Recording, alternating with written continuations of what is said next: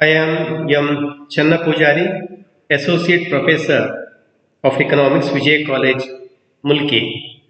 Welcome you all to the Mangalore University BA 5th SEM E-Content Lecture Series. ತಮಗೆಲ್ಲರಿಗೂ ಮಗದೊಮ್ಮೆ ಈ content series ಉಪನ್ಯಾಸ ಮಾಲಿಕೆಗೆ ಸ್ವಾಗತಿಸ್ತಾ ಇವತ್ತಿನ lecture series ಅನ್ನು ನಾವು ಪ್ರಾರಂಭಿಸುವ. ಇಕನಾಮಿಕ್ಸ್ ಆಫ್ ಡೆವಲಪ್ಮೆಂಟಿನ ವಿಷಯದ ಅಡಿಯಲ್ಲಿ roll of state in economic development, ಆರ್ಥಿಕ ಅಭಿವೃದ್ಧಿಯಲ್ಲಿ ಸರ್ಕಾರ ಅಥವಾ ಸ್ಟೇಟ್ ಎಂಥ ಪಾತ್ರವನ್ನು ವಹಿಸುತ್ತದೆ ಅನ್ನೋದ್ರ ಬಗ್ಗೆ. The role of government or the state is very essential in economic development because government plays a leadership role in policy making or in the decision making, and it is the government decides to which sector resources must be channelized, which sector is a priority sector. Though private sector plays a very important role, the necessary base is created by the government. Classical writers, they uphold the view that state should play a very limited role, laissez-faire, limited functions of the state. Adam Smith and other classical writers, they limited the role of state or the government to maintenance of internal law and order, prevention of foreign aggression, and provision of health and education to the public. Except these three areas, all others should be left open to the private sector, where the development would be very easy. ಸಾಂಪ್ರದಾಯಿಕ ಅರ್ಥಶಾಸ್ತ್ರಜ್ಞರು ಒಂದು ಸಿದ್ಧಾಂತವನ್ನು ಪ್ರತಿಪಾದಿಸಿದ್ದಾರೆ. ಏನಂತ ಹೇಳಿದ್ರೆ, ಮುಕ್ತ ಆರ್ಥಿಕ ವ್ಯವಸ್ಥೆ ಇರಬೇಕು, ಅಲ್ಲಿ ಸರ್ಕಾರ ಕಡಿಮೆ ಪಾತ್ರವನ್ನು ವಹಿಸಬೇಕು ಅನ್ನೋದು. ಅಷ್ಟಾದರೂ ಸಹ ಇವತ್ತಿನ ದಿನಗಳಲ್ಲಿ ಸರ್ಕಾರ ಆರ್ಥಿಕ ಅಭಿವೃದ್ಧಿಯಲ್ಲಿ ತನ್ನದೇ ಆದಂತಹ ಒಂದು ಛಾಪನ್ನು ಮೂಡಿಸಿದೆ. ಅದು ಒಂದು ಮಾತ್ರ ಪಾತ್ರವನ್ನು ವಹಿಸ್ತದೆ. ಈ ಏರಿಯಾದ ಬಗ್ಗೆ ನಾವು ಇವತ್ತು ಚರ್ಚೆಯನ್ನು ಮಾಡೋಣ. As opposed to the classical economists who believed on laissez-faire policy, the modern economists stressed the state intervention for the economic development of UDCs or underdeveloped countries. State participation in all economic activities is must for economic development. It ensures economic welfare and social justice. ಅಂದರೆ ಒಂದು ದೇಶದ ಆರ್ಥಿಕ ಅಭಿವೃದ್ಧಿಯಲ್ಲಿ ಸರ್ಕಾರ ಅಥವಾ state ಮುಖ್ಯ ಪಾತ್ರವನ್ನು ವಹಿಸುತ್ತದೆ. ಜನರ ಯೋಗಕ್ಷೇಮ ಮತ್ತು ಸಾಮಾಜಿಕ ನ್ಯಾಯವನ್ನು ಒದಗಿಸ್ತಕ್ಕಂಥ ಜವಾಬ್ದಾರಿ ಕೇವಲ ಖಾಸಗಿ ಕ್ಷೇತ್ರದ ಉದ್ಯಮಗಳು ಮಾಡಲಿಕ್ಕೆ ಸಾಧ್ಯ ಇಲ್ಲ. Though they have social responsibility, ಇಲ್ಲ ಅಂತಲ್ಲ, ಆದರೆ ಸರ್ಕಾರಕ್ಕೆ ಇಲ್ಲಿ ಮುಖ್ಯವಾದಂತಹ ಒಂದು ಪಾತ್ರ ಇದೆ. ಈ ಸರ್ಕಾರದ ಪಾತ್ರದವನ್ನು ನಾವು ಇವತ್ತು ವಿಶದವಾಗಿ ಅರ್ಥ ಮಾಡ್ಕೊಳ್ಬೇಕಾಗಿದೆ. ಇದರ ಉದ್ದೇಶ ಏನು ಅಂತ ಹೇಳಿದ್ರೆ, to know the importance of state interference in economic development of the nation, to know the functions of the state. ಈ ಪ್ರೆಸೆಂಟೇಷನ್ ಮುಖ್ಯ ಉದ್ದೇಶ ಸರ್ಕಾರ ಆರ್ಥಿಕ ಅಭಿವೃದ್ಧಿಯಲ್ಲಿ ಎಂಥ ಪಾತ್ರವನ್ನು ವಹಿಸಬೇಕು ಮತ್ತು ಸರ್ಕಾರದ ವಿವಿಧ ಕೆಲಸಗಳೇನು ಅನ್ನೋದನ್ನು ನಾವು ಅರ್ಥ ಮಾಡ್ಕೊಳ್ಬೇಕಾಗ್ತದೆ.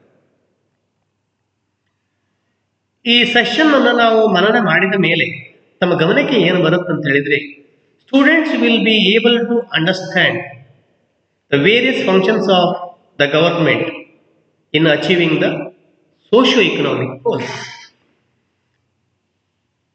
ಸಾಮಾಜಿಕ ಅಭಿವೃದ್ಧಿ ಮತ್ತು ಆರ್ಥಿಕ ಅಭಿವೃದ್ಧಿಯಲ್ಲಿ ಸರ್ಕಾರ ಒಂದು ನೇತೃತ್ವ ವಹಿಸಿಕೊಳ್ಬೇಕಾಗಿದೆ. Even what to produce, how to produce, whom to produce. ಸಮಾಜವಾದಿಶಾಹಿ ರಾಷ್ಟ್ರದಲ್ಲಿ ಇದ್ದಷ್ಟರ ಮಟ್ಟಿಗೆ ನಾವು ನಿರ್ಧಾರ ಮಾಡಿದ್ರು ಕೂಡ ಒಂದು ಪ್ರಜಾಪ್ರಭುತ್ವ ವ್ಯವಸ್ಥೆ ಇರುವಂತಹ ಆರ್ಥಿಕ ಅಭಿವೃದ್ಧಿಯಲ್ಲಿ ಸರ್ಕಾರಕ್ಕೆ ತನ್ನದೇ ಆದಂತಹ ಒಂದು ಸಾಮಾಜಿಕ ಜವಾಬ್ದಾರಿ ಇದೆ. ಅದನ್ನು ನಿರ್ವಹಿಸಬೇಕಾಗ್ತದೆ. ಸರ್ಕಾರ ಆರ್ಥಿಕ ಅಭಿವೃದ್ಧಿಯಲ್ಲಿ ಒಂದು ನೇತಾರನ ಸ್ಥಾನವನ್ನು ವಹಿಸಿದಾಗ ಸಂಪನ್ಮೂಲಗಳ ಸದ್ಬಳಕೆ ಆಗಲಿಕ್ಕೆ ಸಾಧ್ಯ ಉಂಟು, ಸಂಪನ್ಮೂಲಗಳ ಅಪವ್ಯಯ ಉಂಟಾಗುವುದಿಲ್ಲ, ಸಾಮಾಜಿಕ ಕಲ್ಯಾಣ, ಸಾಮಾಜಿಕ ನ್ಯಾಯವನ್ನು ಸರ್ಕಾರ ಒದಗಿಸಲಿಕ್ಕೆ ಸಾಧ್ಯ ಉಂಟು. ಹಾಗಾಗಿ ನಾವು ಆಧುನಿಕ ಸರ್ಕಾರಗಳನ್ನು ವೆಲ್ಫೇರ್ ಸ್ಟೇಟ್ ಅಂತ ಕರಿತೀವಿ, ಯೋಗಕ್ಷೇಮ ರಾಜ್ಯ ಅಂತ ಕರಿತೇವೆ. ಸೊ ಅಂತ ನಿಟ್ಟಿನಲ್ಲಿ ಸರ್ಕಾರ ಹಲವು ಕಾರ್ಯಯೋಜನೆಗಳನ್ನು ಮಾಡ್ತಕ್ಕಂಥ ಜವಾಬ್ದಾರಿ ಸರ್ಕಾರಕ್ಕಿದೆ. Role of state in economic development ಅನ್ನೋದನ್ನ ನಾವು ಈ ಕೆಳಗಿನ ಅಂಶಗಳಲ್ಲಿ ಅರ್ಥ ಮಾಡ್ಕೊಳ್ಳಬಹುದು. Eradication of poverty, vicious circle of poverty, especially in underdeveloped countries. Poverty is a major issue. Deprivation of basic necessities of life. ದೊಡ್ಡ ವರ್ಗದ ಜನರಿದ್ದಾರೆ ಅನಭಿವೃದ್ಧ ರಾಷ್ಟ್ರಗಳಲ್ಲಿ, ಇವರು ಮೂಲಭೂತ ಅವಶ್ಯಕತೆಗಳಿಂದ ವಂಚಿತರಾಗಿದ್ದಾರೆ. ಅಂತ ಅವಶ್ಯಕತೆಗಳಿಂದ ವಂಚಿತರಾಗಿರುವುದರಿಂದ ಅವರ ಜೀವನ ಮಟ್ಟ ಕೂಡ ಕುಸಿತ ಆಗಿದೆ. ಅಲ್ಲಿ ಬಡತನ ತಾಂಡವವಾಡ್ತಾ ಇದೆ. ಸೊ ಈ ಬಡತನ ನಿವಾರಣೆ ಮಾಡುವಲ್ಲಿ ಸರ್ಕಾರ ಹಲವು ಸ್ಕೀಮ್ಸ್ಗಳನ್ನ, ಯೋಜನೆಗಳನ್ನ ಜಾರಿಗೆ ತರಬೇಕಾಗ್ತದೆ. ನಮ್ಮಲ್ಲಿ ನೀವು ಕಾಣುವಂತೆ IRDP ಯೋಜನಾ ಅಥವಾ ಗ್ರಾಮೀಣ ಅಭಿವೃದ್ಧಿ ಯೋಜನೆಗಳು, ನಿರುದ್ಯೋಗ ನಿರ್ಮೂಲನಾ ಯೋಜನೆಗಳು ಅಥವಾ ಉದ್ಯೋಗ ಸೃಷ್ಟಿ ಮಾಡ್ತಕ್ಕಂಥ ಯೋಜನೆಗಳು, ಇಂಥ ಯೋಜನೆಗಳಿದ್ದಾವೆ. ಅಂತ ಯೋಜನೆಗಳನ್ನ ಜಾರಿಗೆ ತಂದು ಕಾರ್ಯರೂಪಕ್ಕೆ ತರ್ತಕ್ಕಂಥ ಜವಾಬ್ದಾರಿ ಸರ್ಕಾರಕ್ಕಿದೆ. So therefore poverty eradication is one of the very important role of the government. Creation of social and economic overheads. Social and economic overheads ಅಂತ ಹೇಳಿದ್ರೆ ಮುಖ್ಯವಾಗಿ ಪ್ರಾಥಮಿಕ ಶಿಕ್ಷಣ, ಉನ್ನತ ಶಿಕ್ಷಣ, ವೈದ್ಯಕೀಯ ಶಿಕ್ಷಣ, ವಿಶ್ವವಿದ್ಯಾನಿಲಯ ಶಿಕ್ಷಣಗಳನ್ನು ಕೊಡ್ತಕ್ಕಂಥದ್ದು, ಆಮೇಲೆ ಪ್ರಾಥಮಿಕ ಆರೋಗ್ಯ ಕೇಂದ್ರಗಳು, ಆಸ್ಪತ್ರೆ, ಆರೋಗ್ಯ ಸೇವೆಗಳು. ಇದನ್ನು ಯಾರು ಮಾಡ್ತಾರೆ? It is the government has to frame the policies for the development of this area. So in the absence of government it would not be possible. The next one is the agricultural development. Agriculture is the backbone of many underdeveloped countries, including India. A planned agricultural development, supporting the agricultural farmers, this is very essential today. The farmers' income must be doubled. So in this area, government has to play a very important role. Fourthly, optimum allocation of natural resources. Resource utilization is the fundamental objective of the state. Some countries have sufficient amount of minerals, water resources, and good climate, good soil, and labor resources. All these resources are there. So these resources must be properly allocated among the most urgent uses. ಸಂಪನ್ಮೂಲಗಳ ಸದ್ಬಳಕೆ ಆಗಬೇಕು. ಅದಕ್ಕೆ ಸರ್ಕಾರ ನಿರ್ದಿಷ್ಟವಾದಂತಹ ಒಂದು ನೀತಿಯನ್ನು ಮಾಡಬೇಕಾಗ್ತದೆ. Industrial development, it is also responsibility. 1956 industrial policy resolution of India, 1956ರ ಭಾರತದ ಕೈಗಾರಿಕಾ ನೀತಿ ಗೊತ್ತುವಳಿ ಏನಿದೆ, ಇದರಲ್ಲಿ ನಾವು ಹೆಚ್ಚು ಕಡಿಮೆ 29 ಕೈಗಾರಿಕೆಗಳನ್ನ ಸರ್ಕಾರಿ ಸ್ವಾಮ್ಯದ ಕೈಗಾರಿಕೆಗಳಿಗಂತ ಮೀಸಲಿಟ್ಟಿದ್ದೇವೆ. ಶೆಡ್ಯೂಲ್ ಎ ನಲ್ಲಿ 12, ಶೆಡ್ಯೂಲ್ ಬಿ ನಲ್ಲಿ 18. ಸೊ ಈ ಕೈಗಾರಿಕೆಗಳು ಯಾವುದಕ್ಕಂತ ಹೇಳಿದ್ರೆ ಸರ್ಕಾರಿ ಸ್ವಾಮ್ಯದ ಕೈಗಾರಿಕೆ. ಹಾಗೇನೆ 1970ರ ದಶಕದ ಕೈಗಾರಿಕಾ ನೀತಿಗಳು ಸರ್ಕಾರಿ ಸ್ವಾಮ್ಯದ ಕೈಗಾರಿಕೆಗಳಿಗೆ ಹೆಚ್ಚಿನ ಪ್ರಾಧಾನ್ಯತೆಯನ್ನು ಕೊಟ್ಟಿದೆ. 1990ರ ನಂತರ ಖಾಸಗಿ ಕ್ಷೇತ್ರದ ಕೈಗಾರಿಕೆಗಳ ಪಾತ್ರ ಕಡಿಮೆ ಆದರೂ ಕೂಡ ಇಲ್ಲಿ ಸರ್ಕಾರ ನಿರ್ದೇಶನ ಮಾಡಿದೆ ಯಾವ ರೀತಿಯಲ್ಲಿ ಖಾಸಗಿ ಕೈಗಾರಿಕೆಗಳನ್ನು ಅಭಿವೃದ್ಧಿ ಮಾಡೋದಂತಕ್ಕಂಥ ನೀತಿಯನ್ನು ಮಾಡಿರೋದು ಯಾರು? ಸರ್ಕಾರ. So government has to frame suitable industrial policy for industrial development. It also makes policy for the small scale industries, cottage industries, village industries, etc. Removal of regional imbalances. In a vast country like India, there are so many imbalances are there. Some states are economically forward, growth rate is high. Some rates are economically poor, and there is a sectoral imbalance is there. There is an imbalance between urban area and rural area. Basic infrastructures are missing in so many rural areas. So these imbalances should be mitigated. ಇಂಥ ಅಸಮತೋಲನಗಳನ್ನು ತೆಗೆದುಹಾಕಬೇಕಾದ್ರೆ ಪ್ರಾಂತೀಯ ಅಸಮತೋಲನ ಅಥವಾ ರಂಗಗಳಲ್ಲಿ ಉಂಟಾಗಿರುವಂತಹ ಅಸಮತೋಲನಗಳನ್ನು ತೊಡೆದು ಹಾಕ್ತಕ್ಕಂಥ ಜವಾಬ್ದಾರಿ ಸರ್ಕಾರ. Increase capital formation, ಬಂಡವಾಳ ನಾವು ಕ್ರೋಢೀಕರಣ ಮಾಡಬೇಕಾದ್ರೆ, ಬಂಡವಾಳ ರಚನೆ ಮಾಡಬೇಕಾದ್ರೆ ಉಳಿತಾಯ ಜಾಸ್ತಿ ಆಗಬೇಕು. ಉಳಿತಾಯ ಜಾಸ್ತಿ ಆಗ್ಬೇಕಾದ್ರೆ ನಮ್ಮಲ್ಲಿ will to save, power to save ಜಾಸ್ತಿ ಆಗಬೇಕು. ಅದಕ್ಕೋಸ್ಕರವಾಗಿ ಉಳಿತಾಯ ಪ್ರವೃತ್ತಿಯನ್ನ ಜನರಲ್ಲಿ ನಾವು ಉತ್ತೇಜಿಸಬೇಕಾದ್ರೆ ಗ್ರಾಮಗಳಲ್ಲಿ ಇಂಥ ಸ್ವಸಹಾಯ ಸಂಘಗಳು ಅಥವಾ ಹನಿಗೂಡಿ ಹಳ್ಳ ತೆನೆಗೂಡಿ ರಾಶಿ ಅಂತ ನಾವೇನ್ ಕರಿತೇವೆ ನೋಡಿ, ಆ ಸಣ್ಣ ಸಣ್ಣ ಮೊತ್ತಗಳನ್ನ ಸಂಗ್ರಹಿಸ್ತಕ್ಕಂಥ ಬ್ಯಾಂಕಿಂಗ್ ಕ್ಷೇತ್ರಗಳು ಬೆಳಿಬೇಕು, ಸಹಕಾರಿ ಸಂಘಗಳು ಬೆಳಿಬೇಕು, ಸಹಕಾರಿ ಬ್ಯಾಂಕ್ಗಳು ಬೆಳಿಬೇಕು. ಸೊ ಕ್ಯಾಪಿಟಲ್ ಫಾರ್ಮೇಶನ್ ಜಾಸ್ತಿ ಮಾಡಬೇಕಾದ್ರೆ ಈ ಉಳಿತಾಯ ಜಾಸ್ತಿ ಆಗಬೇಕು. ಸೊ ಉಳಿತಾಯ ಮಾಡ್ತಕ್ಕಂತಹ ಪ್ರವೃತ್ತಿ ಸಂಬಂಧಪಟ್ಟಂತ ಪಾಲಿಸಿಯನ್ನು ಯಾರು ಮಾಡಬೇಕು? It is the responsibility of the government. Then eighth one is removing the disparities in the distribution of income and wealth. Another way to boost up the economic development in underdeveloped countries is that the purchasing power of the people of all the sectors must be developed, not only one or two sectors. And everyone should have the purchasing power. ಪ್ರತಿಯೊಬ್ಬರಲ್ಲಿ ಕೊಂಡುಕೊಳ್ಳುವ ಸಾಮರ್ಥ್ಯ ಇರಬೇಕು. If the affluent higher class people only enjoy the income and there are bottom some 50% people, if they do not have the income, there will be under consumption in that economy. ಅಲ್ಲಿ ಏನು ಅನುಭೋಗದ ಕೊರತೆ ಉಂಟಾಗಬಹುದು. ಅನುಭೋಗದ ಕೊರತೆಯಿಂದಾಗಿ ಅಲ್ಲಿ ಆರ್ಥಿಕ ಹಿಂಜರಿತ, recession ಉಂಟಾಗಲಿಕ್ಕೆ ಸಾಧ್ಯತೆ ಉಂಟು. So therefore it is the responsibility of the government to bridge the gap between rich and poor, haves and have-nots, between the higher income people and the lower income people. So everyone must be brought up. The low poverty or the below the poverty line. So ಅವರನ್ನು ನಾವು ಬಡತನದಿಂದ ಮೇಲ್ಗಡೆಗೆ ತೆಗೆದುಕೊಂಡು ಬರಬೇಕಾಗ್ತದೆ. ಹಾಗಾಗಿ ಆರ್ಥಿಕ ಸಂಪನ್ಮೂಲಗಳ ಹಂಚಿಕೆಯನ್ನು ನಾವು ತೊಡೆದು ಹಾಕಬೇಕು. Therefore government has to diagnose the issues and bring out suitable fiscal policy and fiscal tax policy and proper expenditure policy. So the progressive taxation and increasing the taxes on luxury goods, these are the ways. And also ಅಲ್ಲಿ ಬಂದಂತ ಆದಾಯವನ್ನ ಬಡ ಜನರ ಕಲ್ಯಾಣದ ಮೇಲೆ ಖರ್ಚು ಮಾಡ್ತಕ್ಕಂಥದ್ದು, ಬಡ ಜನರ ಕೈಗೆ ಜಾಸ್ತಿ ಆದಾಯ ಹೋಗುವಂತ ಆರ್ಥಿಕ ನೀತಿಯನ್ನು ಮಾಡ್ತಕ್ಕಂಥ ಜವಾಬ್ದಾರಿ ಯಾರದ್ದು? It is responsibility of the government. So the state plays a very important roll here. Then ninth one is creation of employment opportunities.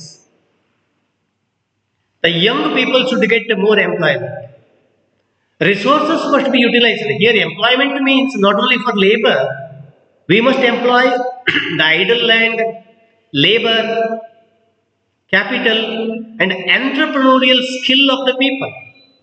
ಜನರಲ್ಲಿ ಇರ್ತಕ್ಕಂಥ ಉದ್ಯಮ ಸಾಹಸ ಪ್ರವೃತ್ತಿ ಕೂಡ ಉದ್ಯೋಗ ಕೊಡ್ತಕ್ಕಂಥದ್ದು ಉದ್ಯೋಗ ಸೃಷ್ಟಿ ಯೋಜನೆ ಅಂತ ಅನ್ಸ್ಕೊಳ್ತಾರೆ. ಹಾಗಾಗಿ ಯಾವ್ಯಾವ ಕ್ಷೇತ್ರಕ್ಕೆ ಸೂಕ್ತವಾದಂತಹ ಪ್ರಾಧಾನ್ಯತೆ ಕೊಡಬೇಕು, ಉದ್ಯೋಗವನ್ನು ಸೃಷ್ಟಿ ಮಾಡೋದು ಹೇಗೆ, ಯಾವ ರೀತಿಯ ಉದ್ಯೋಗ ಸೃಷ್ಟಿ ನೀತಿಯನ್ನು ಮಾಡಬೇಕು, this is the responsibility of the government. The government has to frame suitable policies. And 10th one is creation of institutional framework. ಒಂದು ದೇಶದಲ್ಲಿ ಆರ್ಥಿಕ ಪ್ರಗತಿ ಒಂದು ನಿರ್ದಿಷ್ಟ ಮಾರ್ಗದಲ್ಲಿ ಹೋಗ್ಬೇಕಾದ್ರೆ ನಾವು ಆರ್ಥಿಕ ಪ್ರಗತಿಗೆ ಬೇಕಾಗಿರ್ತಕ್ಕಂಥ ಸಾಂಸ್ಥಿಕ ನೆಲೆಗಟ್ಟನ್ನು ಮಾಡಬೇಕಾಗುತ್ತೆ. For example banking institutions, say it is and financial institutions and suitable base for the growth of financial market. So ಇಂತಹ ಸಾಂಸ್ಥಿಕ ರಚನೆಗಳನ್ನ ಅಭಿವೃದ್ಧಿ ಮಾಡಬೇಕಾಗುತ್ತೆ. ಅನ್ಬ್ಯಾಂಕ್ಡ್ ಏರಿಯಾದಲ್ಲಿ ಬ್ಯಾಂಕ್ ಬ್ರಾಂಚ್ ಅನ್ನು ಮಾಡ್ತಕ್ಕಂಥದ್ದು, ಎಲ್ಲಿ ಬ್ಯಾಂಕ್ ಇಲ್ಲೂ ಅಲ್ಲಿ ಪಾಯಿಂಟ್ ಆಫ್ ಸೇಲ್ ಯೂನಿಟ್ಸ್ ಗಳನ್ನ ಮಾಡ್ತಕ್ಕಂಥದ್ದು. ಹಾಗೇನೆ ಇನ್ನು ಕೃಷಿ, ಕೈಗಾರಿಕೆ, ಆಮೇಲೆ ವಿದೇಶಿ ವ್ಯಾಪಾರ, ಎಕ್ಸ್ಪೋರ್ಟ್ಗಳಿಗೆ ಎಂತಹ ಸೌಲಭ್ಯಗಳು ಅಥವಾ ಯಾವ್ಯಾವ ತರಹದ ಅಂಗಸಂಸ್ಥೆಗಳ ಅವಶ್ಯಕತೆ ಇದೆ ಅವುಗಳನ್ನೆಲ್ಲ ಮಾಡ್ತಕ್ಕಂಥ ಜವಾಬ್ದಾರಿ ಯಾರದು? ಸರ್ಕಾರ. Next was maintaining the law and order, that you know that it is the basic function of the state. ಇದನ್ನ ಆಡಮ್ ಸ್ಮಿತ್ ಅವರು ಕೂಡ ತನ್ನ ಏನು ಸಿದ್ಧಾಂತದಲ್ಲಿ ಮಂಡಿಸ್ತಾರೆ. Where the state plays a very important role and increasing the rate of investment, economic planning, ಆರ್ಥಿಕ ಯೋಜನೆಗಳನ್ನ ಸರ್ಕಾರ ಮಾಡಬೇಕಾಗತ್ತೆ. ಅದು 1 ವರ್ಷಕ್ಕಿರ್ಬೋದು ಅಥವಾ 5 ವರ್ಷಕ್ಕಿರ್ಬೋದು, 10 ವರ್ಷಕ್ಕಿರ್ಬೋದು, ಆರ್ಥಿಕ ಯೋಜನೆಗಳನ್ನ ಮಾಡ್ತಕ್ಕಂಥದ್ದು. ಆಮೇಲೆ price stability, very important one. Price stability means there should not be higher rate of inflation and there should not be fluctuations in the price level, general price level. ವಸ್ತುಗಳ ಸಾಮಾನ್ಯ ದರದಲ್ಲಿ ಹೆಚ್ಚು ಕಡಿಮೆ ಆಗಬಾರ್ದು. ಹಾಗಾಗಿ ಪ್ರೈಸ್ ಸ್ಟೆಬಿಲಿಟಿ ಇಲ್ಲದೆ ಇದ್ದಾಗ business class ಪೀಪಲ್ಗೆ ಒಂಥರದ ನಿರಾಶಾವಾದಿತನ ಬೆಳೀತದೆ. Pessimism, this pessimism may leads to the recession in the economy, may leads to further leads to the depression. Therefore, it is the responsibility of the government to go for a suitable fiscal policy and monetary policy and credit policy. Price stability ತರಬೇಕಾದ್ರೆ ಸರ್ಕಾರ ಅದಕ್ಕೆ ಸಂಬಂಧಪಟ್ಟಂತಹ ತೆರಿಗೆ ನೀತಿ, ವಿತ್ತೀಯ ನೀತಿ, ಹಣಕಾಸು ನೀತಿ, ಬ್ಯಾಂಕಿಂಗ್ ನೀತಿ, ಸಾಲ ನೀತಿಯನ್ನು ಮಾಡಬೇಕಾಗತ್ತೆ. It is the responsibility of the government. And increasing the literacy rate. ಯಾವ ದೇಶದಲ್ಲಿ ನಿರಕ್ಷರಸ್ಥರ ಸಂಖ್ಯೆ ಜಾಸ್ತಿ ಇರ್ತದೆ ಅಲ್ಲಿ ಅಭಿವೃದ್ಧಿ ಮಾಡ್ಲಿಕ್ಕೆ ಕಷ್ಟ ಆಗ್ತದೆ. ಈಗ ಮಾಡರ್ನ್ ಟೆಕ್ನಾಲಜಿ ಅವರಿಗೆ ರೀಚ್ ಆಗ್ಬೇಕಪ್ಪ. ಆಮೇಲೆ ಅಭಿವೃದ್ಧಿಯಲ್ಲಿ ಎಲ್ಲರ ಪಾಲ್ಗೊಳ್ಳುವಿಕೆ ಇರಬೇಕು. ಈ ಜನರ ಸಹಭಾಗಿತ್ವ ಇಲ್ಲದೆ ಇದ್ರೆ ಅಭಿವೃದ್ಧಿ ಮಾಡ್ಲಿಕ್ಕೆ ಸಾಧ್ಯ ಆಗೋದಿಲ್ಲ. ಅದಕ್ಕೆ ಏನು ಮಾಡಬೇಕು? ಎಲ್ಲರೂ ಕೂಡ ಲಿಟ್ರೇಟ್ ಆಗ್ಬೇಕಾಗತ್ತೆ. This also responsibility of the government. The state has to play a vital role in economic development of the country ಅನ್ನೋದು ನಮಗೀಗ ಅರ್ಥವಾಗಿದೆ. ಆರ್ಥಿಕ ಅಭಿವೃದ್ಧಿಯಲ್ಲಿ ರಾಜ್ಯ ಅಥವಾ ಸರ್ಕಾರ ಪ್ರಮುಖ ಪಾತ್ರವನ್ನು ವಹಿಸ್ತದೆ ಅನ್ನೋದು ನಾವೀಗ ಮನನ ಮಾಡ್ಕೊಂಡಿದ್ದೇವೆ. ಈ ಕಂಟೆಂಟ್ಗೆ ಅಥವಾ ಈ ಒಂದು ಸೆಷನ್ಗೆ ಸಂಬಂಧಪಟ್ಟಂತೆ ನೀವು ಈ ಕೆಳಗಿನ ಪುಸ್ತಕಗಳನ್ನು ರೆಫರ್ ಮಾಡಬಹುದು. ಮಿಶ್ರಾ ಅಂಡ್ ಪುರಿ, ML ಜಿಂಗಲ್, ಆಮೇಲೆ Michael P Todaro, then Meier and Baldwin, ಇಂಥ ಪುಸ್ತಕಗಳಲ್ಲಿ ಕೂಡ ಸಾಕಷ್ಟು ಮಾಹಿತಿಗಳನ್ನು ಕೊಟ್ಟಿದ್ದಾರೆ. ನೀವು ಅವುಗಳನ್ನು ರೆಫರ್ ಮಾಡಬಹುದು. These are the multiple choice questions you can go for, and additional multiple choice questions are here. Go through these multiple choice questions. Okay.